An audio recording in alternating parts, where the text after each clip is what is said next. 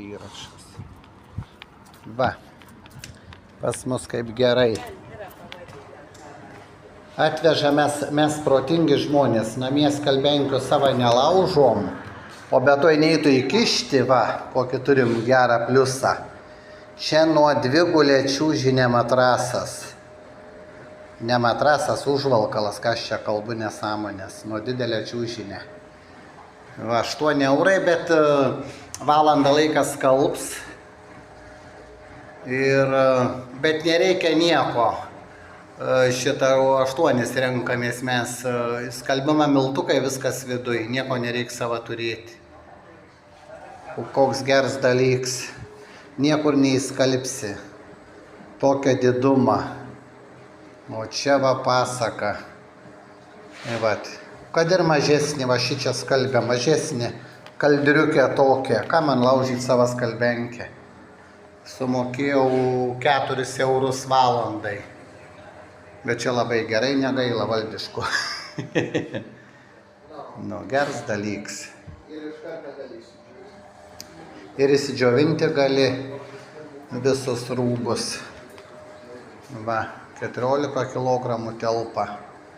Irgi nebrangiai džiovinims. 14 kg, 18. Aš džiovintai nedžiovinu, vežu namo, nes turiu aš vietas, kur labai fainiai. Geras dalykas. Šitą neveikia.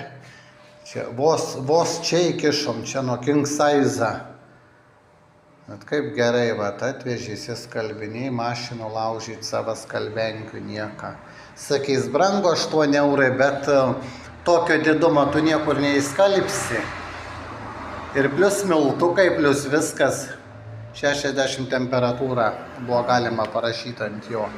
Tai o iš kur to miltukus gaus, tą miltukus sakau, kur tu įkiši? Niekur neįkiši. Pasaka. Turgelis yra šiandien, vaisius prekiauja, va pas mūsų tokių turgelių, kur nori, kiek nori. Šviežia, su mašinom žuvį prekiava buvo. Geras dalykas. Ten va žuvies turgus yra, matosi. Rožės, dar tik šiandien lapkričio 4. Dar tik rožės pradėt žydėti.